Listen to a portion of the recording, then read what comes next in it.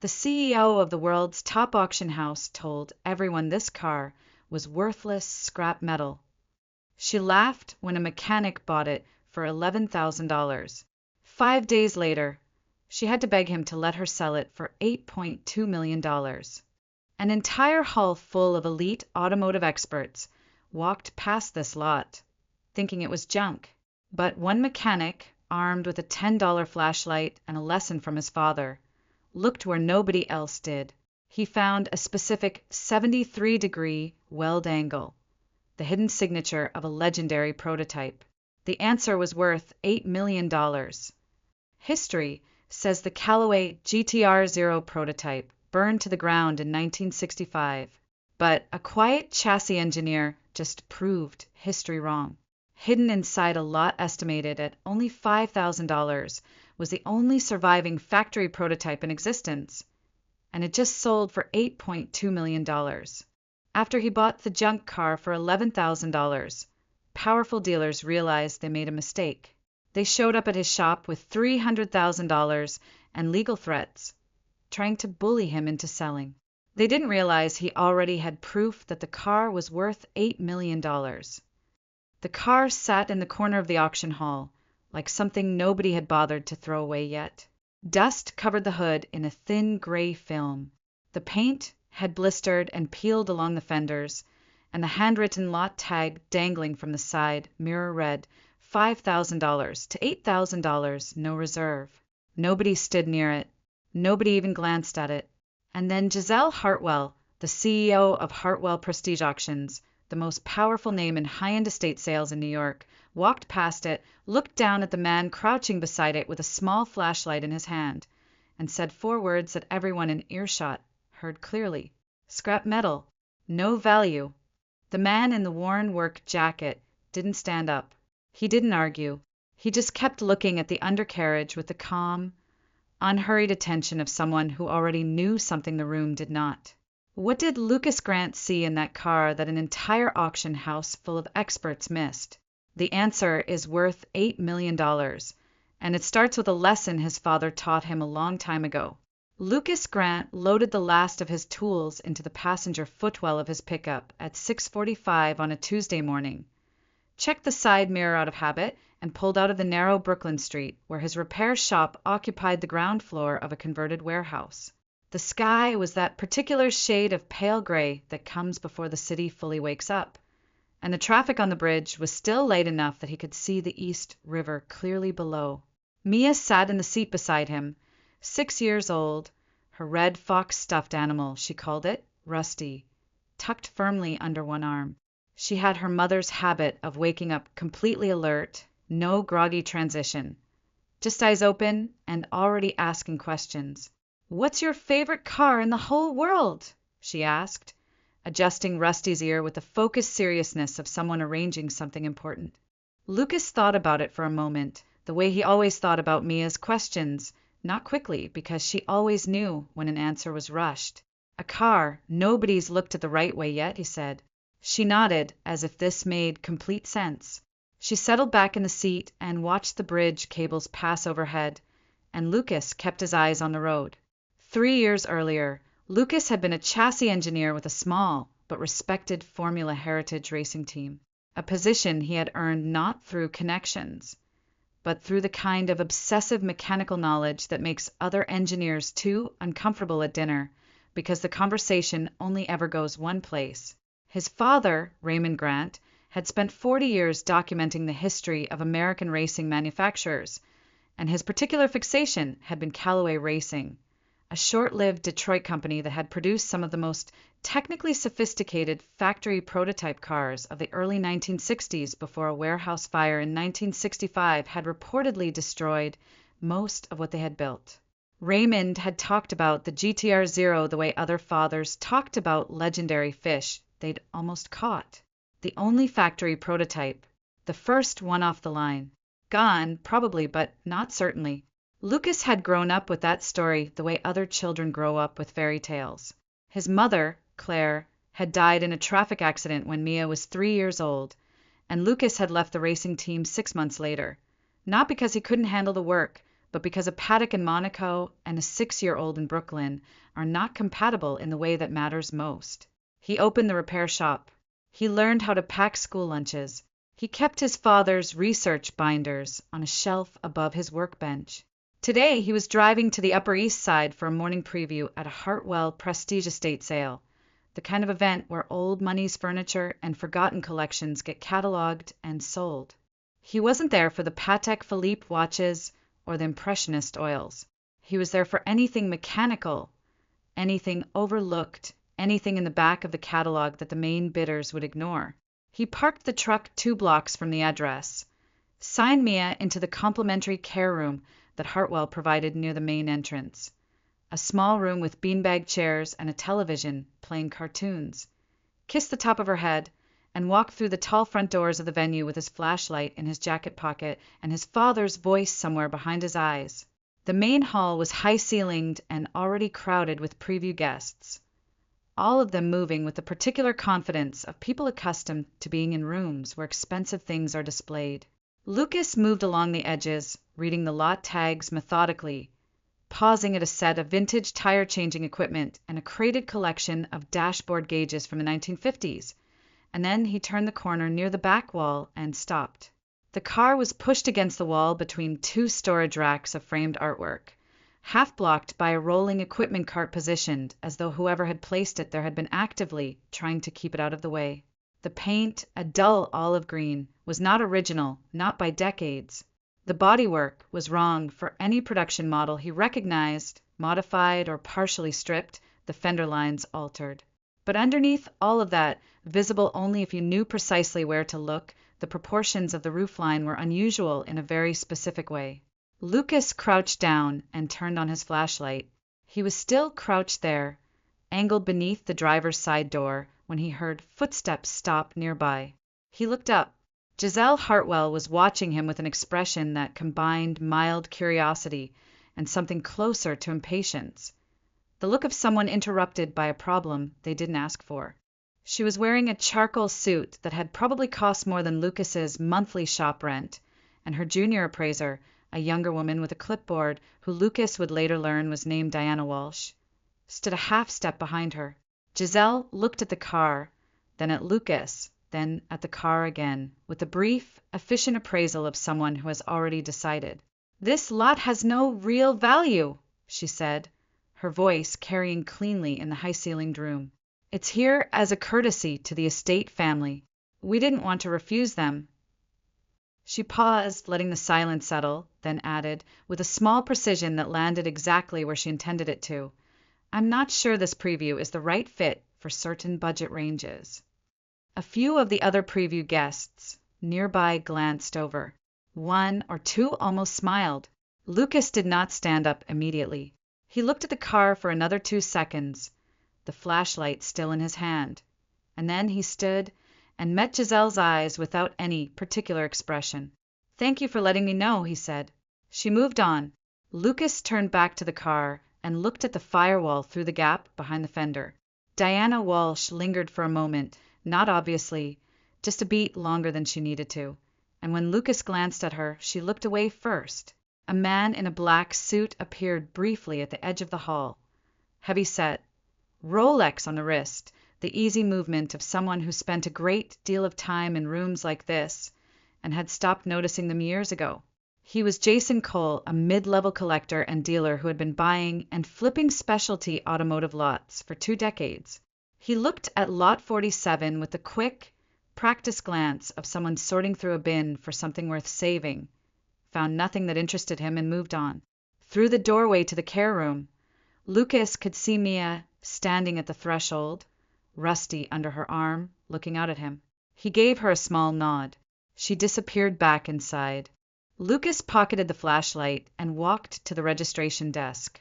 The bidding room filled to about 60% capacity for the main session, and it thinned considerably after the marquee lots. A collection of estate jewelry and 2 significant paintings cleared in the first 40 minutes. Lot 47 was called near the end of the session after the crowd had redistributed into smaller clusters of people checking their phones and finishing their coffee. The auctioneer, a Hartwell staff member filling in for the final stretch, announced it with the same brisk, neutral tone used for everything else. Asterisk, lot 47, automotive item, estimated 50 to 80. Sold as is, no warranty, no reserve. Bidding opens at 3,000. Asterisk. 3,000 became 5,000 in the first 30 seconds, which surprised nobody. And then the room went quiet again, the way rooms go quiet when nobody particularly wants something. Lucas raised his paddle at 8,000. Jason Cole, positioned in a far corner with his arms crossed, noticed the bid and looked across the room for the first time with genuine attention. He raised his own paddle, 9,000, with the automatic reflex of a man who dislikes losing to anyone, even things he doesn't actually want. Lucas, 11,000. Jason Cole studied him across the room. The work jacket, the careful posture, the way the man was watching the car rather than the auctioneer. And then he set his paddle down on the armrest. Not worth it, his expression said. Whatever this is, it isn't worth the bidding war. The gavel came down. Diana Walsh was handling the paperwork at the side table, and she slid the bill of sale across the counter without making it obvious that she was watching Lucas's face. "What did you see in it?" she asked, quiet enough that it wouldn't carry. Lucas signed his name on the line. "I'm not certain yet," he said, "but I think I'll know by the end of the week."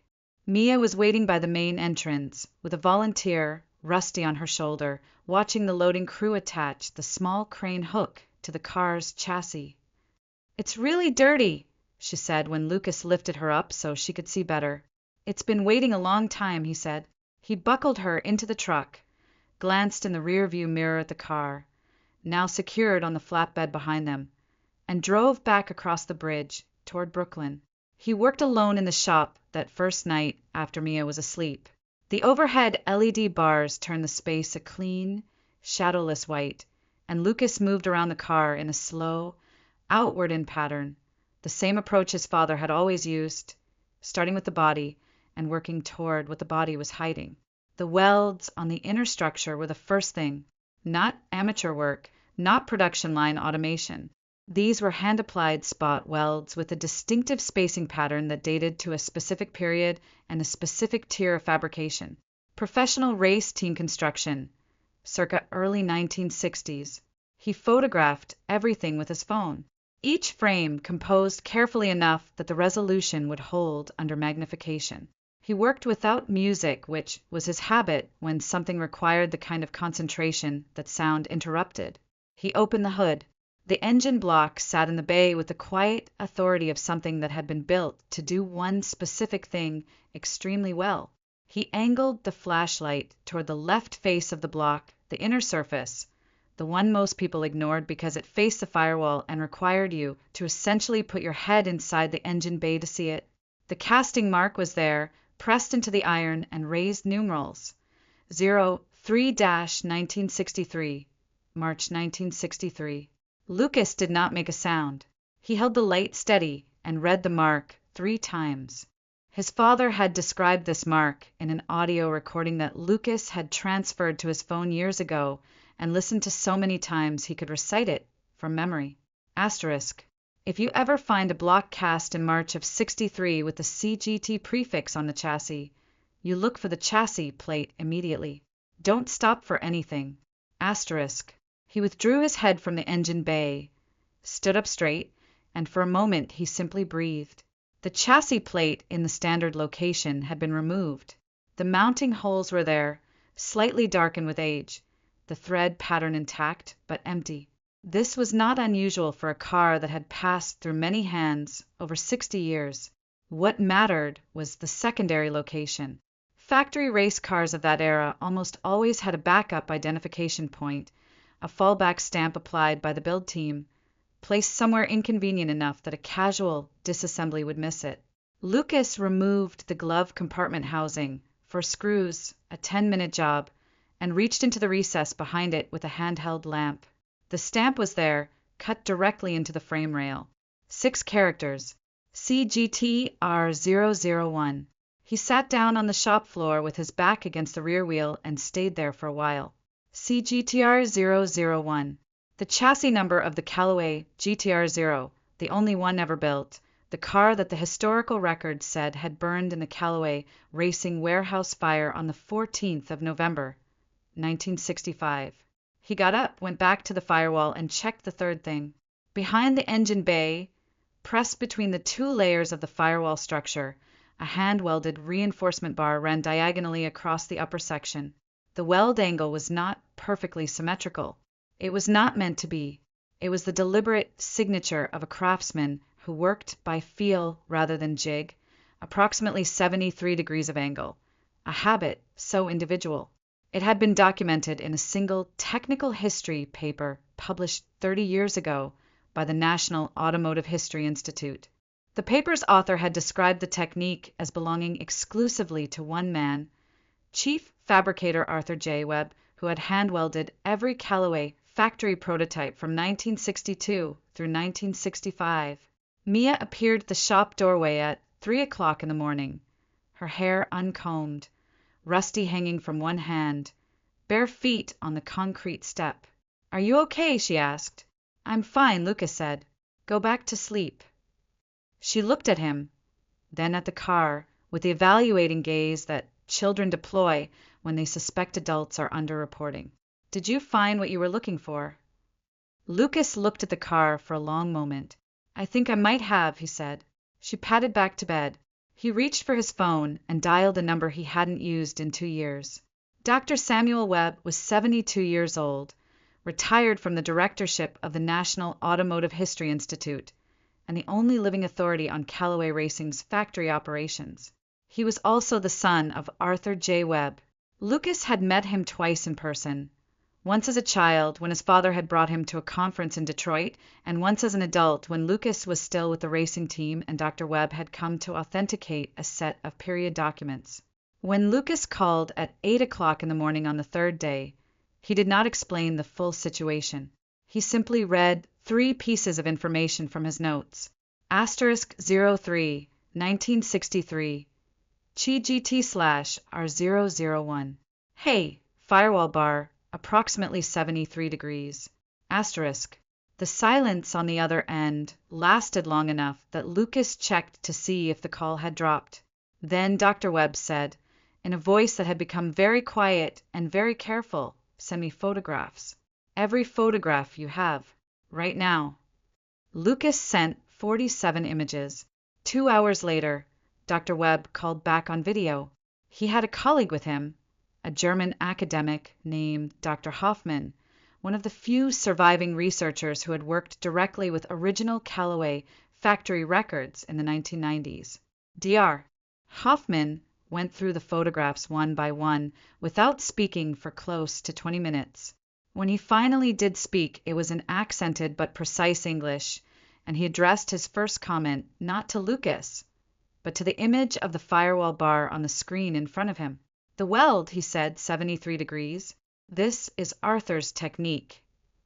Dr. Webb translated the weight of that, though it needed no translation. "My father welded this car."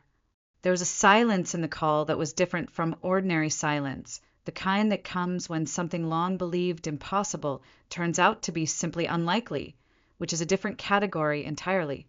Dr. Webb looked at Lucas through the screen and spoke directly. "If the engine is original, unmolested, unreplaced, and if the chassis stamp is what you say it is, then what you have is the GTR-0, the only one. There is no second car.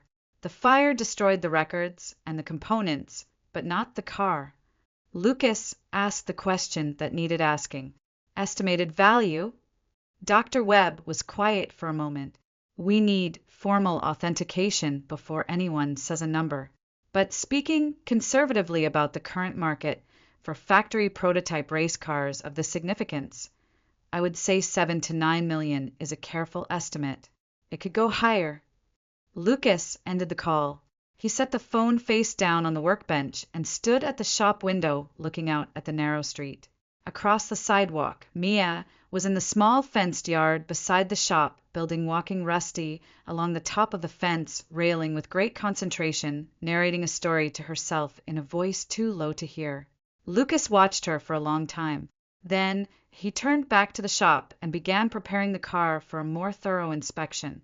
The black SUV appeared outside the shop at 9 o'clock in the morning on the fifth day. Lucas saw it from the second-floor window while he was making coffee idling engine, tinted glass, the specific quality of stillness that belongs to a vehicle waiting for its driver to do something rather than go somewhere. Jason Cole came through the front door without knocking, which was not a surprise because men like Jason Cole did not knock on the doors of repair shops. He had a young attorney with him, briefcase, expensive haircut, the slightly rigid bearing of someone who had been told this would be a short meeting. Jason looked at the shop the tools hung on pegboard, the lift hydraulics, the calendar from a parts supplier on the wall, with an expression that managed to be simultaneously unimpressed and calculating. "You bought a car at the Hartwell session 2 days ago," he said. "I bought a car," Lucas confirmed. "Everything processed correctly. I have the paperwork." Jason smiled with one side of his mouth. "I'm not here about the paperwork. I want to buy it back from you." The attorney placed an open folder on Lucas's workbench, a contract, already prepared, a number printed in bold at the top, $200,000, wire, transfer same day. Lucas did not look at the folder. "No," he said. Jason paused in the way of a man unaccustomed to that word being the first and only one offered. "You paid 11500. I'm offering 200,000. That's a reasonable offer." "No," Lucas said again the same way. Jason's expression shifted into something more deliberate. The social smile replaced by the face he presumably wore in negotiations he expected to win. "The estate family has their own attorneys looking at the terms of the original sale. There may be a question about whether items of exceptional undisclosed value were properly represented in the estate inventory." The attorney shifted his weight slightly, which told Lucas that this particular argument had some technical merit and some significant gaps. The lot was sold as is. No warranty, no representation of value. Lucas said Hartwell Prestige made no claims about the car in either direction. "I reviewed the sale terms before I placed a bid. The purchase is legally complete." The attorney's slight shift became a slight stillness, which was more informative. Jason studied Lucas for a moment with the recalibrating attention of someone who had expected a shorter conversation. Mia appeared in the interior doorway connecting the shop to the stairwell, Rusty under her arm, looking at the unfamiliar man with the frank curiosity of a 6-year-old who has not yet learned to pretend she isn't looking. Jason glanced at her, then back at Lucas, and when he looked at Lucas again, something in his expression had changed, a new calculation, a different kind of leverage being considered. Lucas did not look at Mia. 300,000, Jason said. "Final." Lucas turned his head toward the doorway. "Mia," he said very calmly, "go upstairs, please." When the sound of her footsteps had faded on the stairs, Lucas looked at Jason Cole and said, in a voice that was quiet and completely even, "You should get in your car and leave before I call my attorney." Jason Cole left. He paused at the door and turned back once not to speak, just to look at the car on the lift, still in its olive green paint, still battered and dusty, and to any eye but the right one entirely worthless. His expression was not the expression of a man who had given up. Lucas watched the SUV pull away, picked up his phone and called Dr. Webb. "We need to move faster," he said. Dr. Samuel Webb drove down from Boston the next morning in his old Volvo, arriving at the Brooklyn shop at 10 o'clock with a leather document case under one arm and a 35mm film camera in a canvas bag over his shoulder. He parked at the curb, came through the open roll-up door, and stopped just inside, looking at the car from 15 feet away as still as someone who has waited a very long time for something and is not sure yet whether it is what they hoped. He set his bags down and approached slowly, the way you approach something fragile, not because the car was fragile, but because the moment was. He crouched beside the engine bay, and when he pressed his palm flat against the diagonal weld bar on the firewall, his voice was low and not quite steady. "This is my father's weld." He was not talking to Lucas. He was talking to the metal or to a version of the room that existed some 60 years before the present one. The authentication took 3 hours. Dr. Webb worked with the methodical patience of a man who had spent 50 years doing this. photographing everything on film. He did not trust digital for records of the significance, and cross-referencing each finding against documents he had brought in the leather case, original Callaway factory blueprints, his father's hand-annotated build logs, a fragmentary set of supplier invoices from 1962 and 63. The chassis stamp matched. The block casting date matched. The weld geometry matched. And then Dr. Webb found something that even Lucas had not found because it required knowing specifically where to look and why it might be there. Tucked into a narrow recess along the inner dash rail, clipped to the frame steel with a small metal fastener, was a cylinder of thin plastic housing, the kind of improvised preservation case that a careful man might construct from materials available in a factory tool room. Inside the cylinder, rolled around a short wooden dowel, was a single sheet of paper. It was a build sheet, a factory production record dated the 31st of March, 1963. Chassis designation CGT Air 00UN. Engine designation 8003. Sign-off line at the bottom. Asterisk A.J. Webb, Senior Fabricator. Asterisk the handwriting was the compact, left-leaning cursive of someone who had written production notes in the margins of blueprints for 30 years. Dr. Webb held the paper in both hands without speaking for a very long time. When he finally looked up, his eyes were red. He hid it here, he said. He knew the car wouldn't be burned. He hid the proof. Lucas stood at the doorway of the shop, his hands in his pockets. The late afternoon, light coming in at an angle across the floor. Mia had come down from upstairs and was standing beside him, her small hand wrapped around two of his fingers, watching the old man at the workbench with the gravity of a child who understands that something important is happening even if she cannot name it. By 5 o'clock, Dr. Webb had signed and notarized the formal authentication certificate.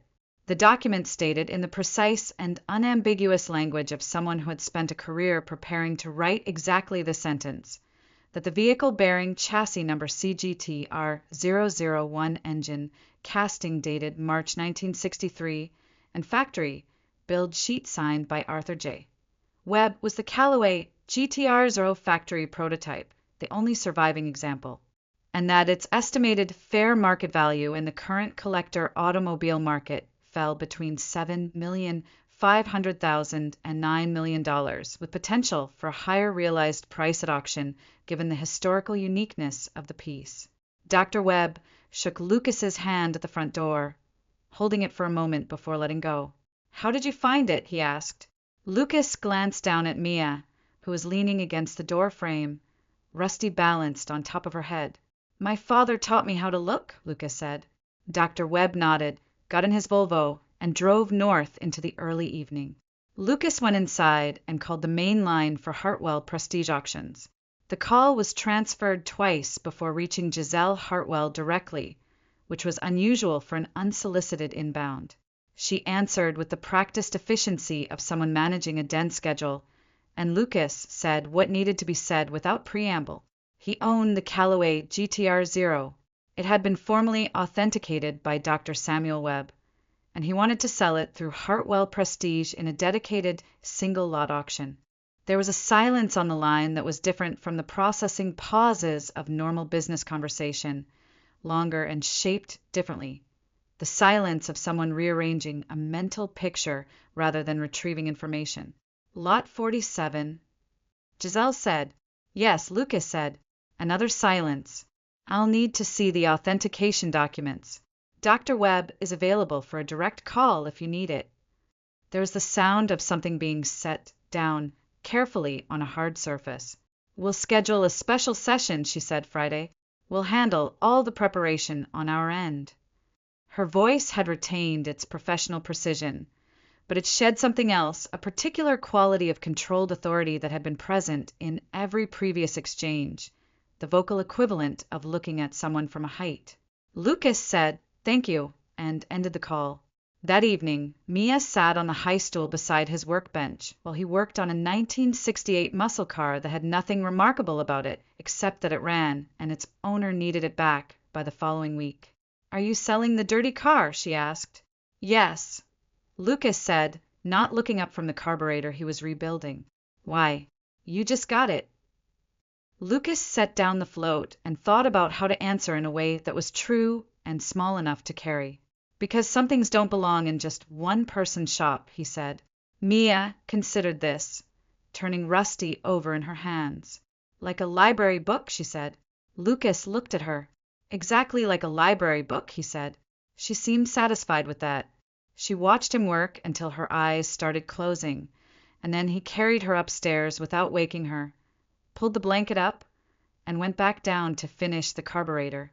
Hartwell Prestige sent the press release at 8 o'clock on Friday morning. Asterisk Special Single Lot Session 1963 Callaway GT. Our Zero Soul surviving factory prototype authenticated by Drive W. Samuel Webb Asterisk by 10 o'clock. 3 international automotive history publications had picked up the announcement.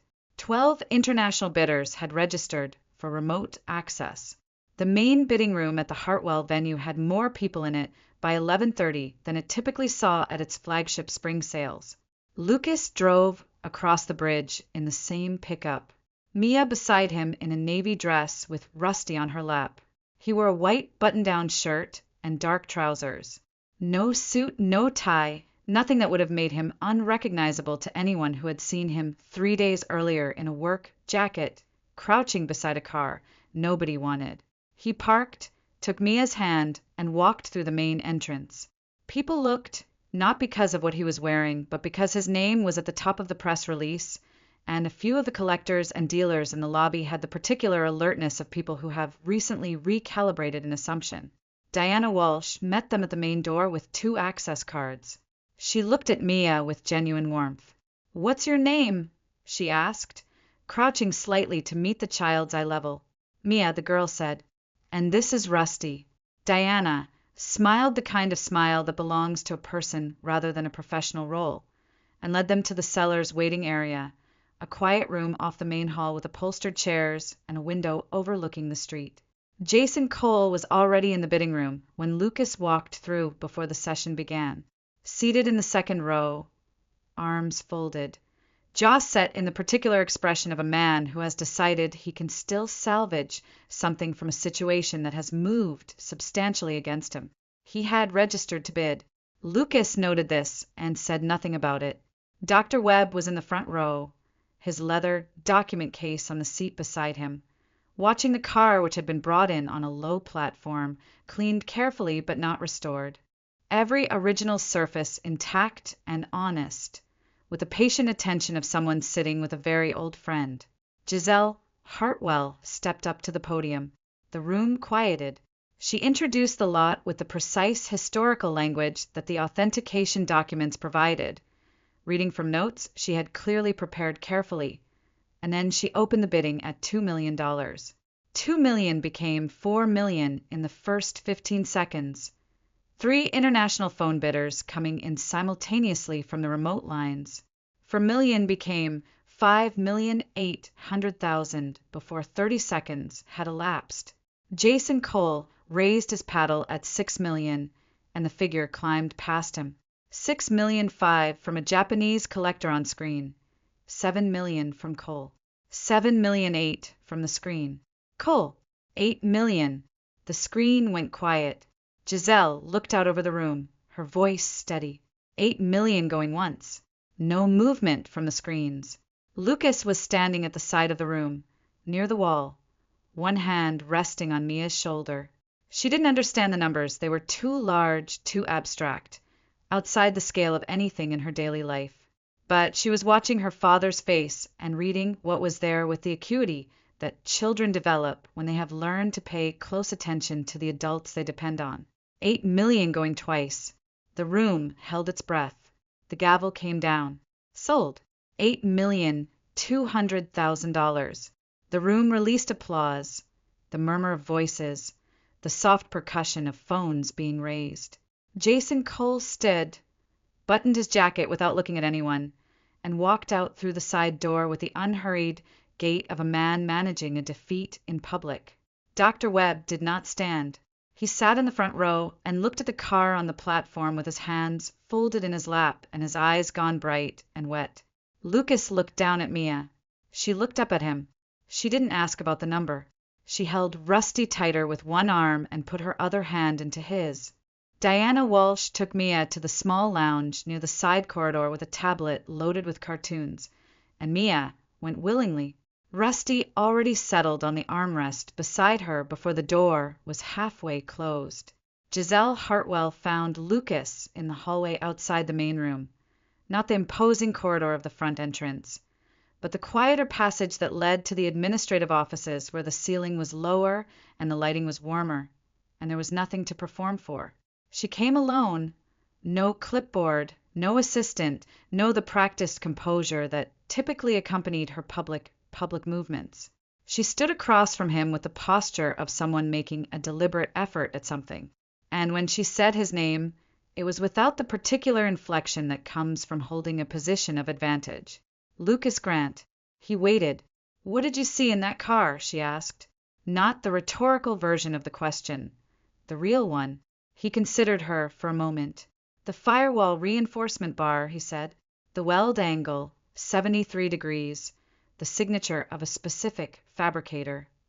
"You saw that when you were crouching beside it on Tuesday morning." "I saw it in the preview photographs that were sent to registered attendees the week before. I was already suspicious when I walked through the door. I needed to confirm it in person." She was quiet for a moment, and he watched something move through her expression. Not the managed shift of someone adjusting their professional position, but the involuntary rearrangement of someone processing the specific weight of what they did. "I said what I said in front of a lot of people," she said. Not an apology, yet a statement offered precisely. "You did," Lucas said. She looked at him steadily. "Your daughter was there." "Mia's seen a lot of things," Lucas said, and his voice was neither forgiving nor hard, simply honest, the way very few people are when they have something to forgive and choose not to make theater of it. "She knows that being right doesn't mean people will believe you right away. She's learning. That's okay." Giselle held his gaze for a moment longer than was strictly comfortable. "Your father, what did he do?" "He passed away 4 years ago. He was an engineer. He spent most of his life looking at things other people had stopped looking at." "And you?" He glanced toward the lounge door where Mia was. "I love my daughter," he said simply. "The cars are how I take care of that the right way." Giselle stood for a moment in the particular stillness of someone who has just heard something that requires no response and knows it. "I'll send a formal letter of apology on Monday," she said.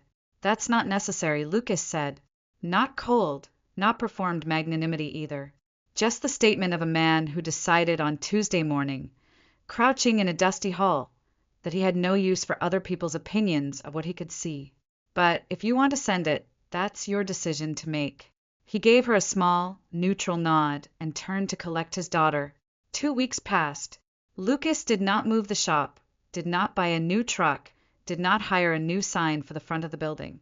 He opened a trust account for Mia at the credit union, 3 blocks away, a significant sum, set aside in a structure that would give her options when she was old enough to need them, and have no strings attached to any of them.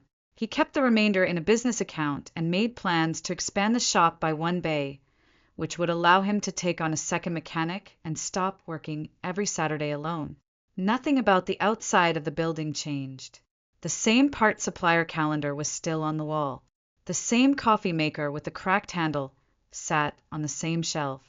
Dr. Webb came by one last time before returning to Boston, pulling up in the Volvo with a flat package under his arm. Inside was an old black and white photograph, factory floor, 1963. 2 men standing beside a car that was unmistakably the GTR-0 in its original racing configuration, the bodywork intact and perfect. One of the men was Arthur Webb, younger than Lucas had ever imagined him, squinting slightly in the factory lighting. Dr. Webb had written on the back in the same compact, left-leaning cursive as his father, ** to the man who found what my father left behind." Lucas hung it on the wall above his workbench, between a wiring diagram for a 1972 coupe and a photograph of his own father standing in front of a race car in a Detroit paddock sometime in the early 1990s. On a Thursday afternoon 2 weeks after the sale, Lucas was on his back under the 1968 muscle car, the unremarkable one, the one whose owner just needed it running, when Mia climbed onto the high stool and began arranging Rusty on the top of the tool chest with architectural precision. "What are you doing today?" she asked, the way she always asked, as though the answer would determine something important. "Looking at a car," Lucas said from under the chassis. "Is it a good one?" "I don't know yet. I'm still looking." She thought about this. "Like the dirty one," she said. "Like the dirty one," he agreed. She nodded, satisfied, and returned to Rusty's arrangement. That evening, while he was locking up the shop, his phone buzzed on the workbench. A text from an unfamiliar number, though the initials at the bottom identified the sender without ambiguity. "I want to apologize for what I said that morning. Not because of what the car turned out to be, because I judged before I looked, and I know now what that cost, and what it could have cost. G.H. Lucas read it once, then a second time. He typed a reply. Thank you for writing this. Lag*. He set the phone down on the bench, turned off the overhead lights, and stood for a moment in the dark of the shop before heading upstairs. Through the single window above the workbench, the street light outside threw a long rectangle across the floor, and in it the 1968 muscle car sat on the lift. Nothing special, nothing hidden. Just a car that needed work. He looked at it for a moment anyway. Habit. The habit his father had given him. The habit of looking at ordinary things long enough and carefully enough that ordinary sometimes turns out to be something else entirely. There are things people walk past because there is no obvious reason to stop. There are things that sit in the back of rooms tagged and priced and largely ignored, waiting for the one person in the room who knows where to look and why.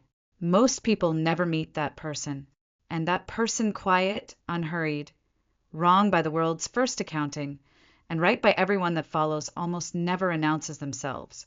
They just crouch down in the back of a hall with a small flashlight, look at the undercarriage of a car that everyone else has written off, and see what no one else took the time to find. Not because they were lucky, because someone a long time ago taught them how to look.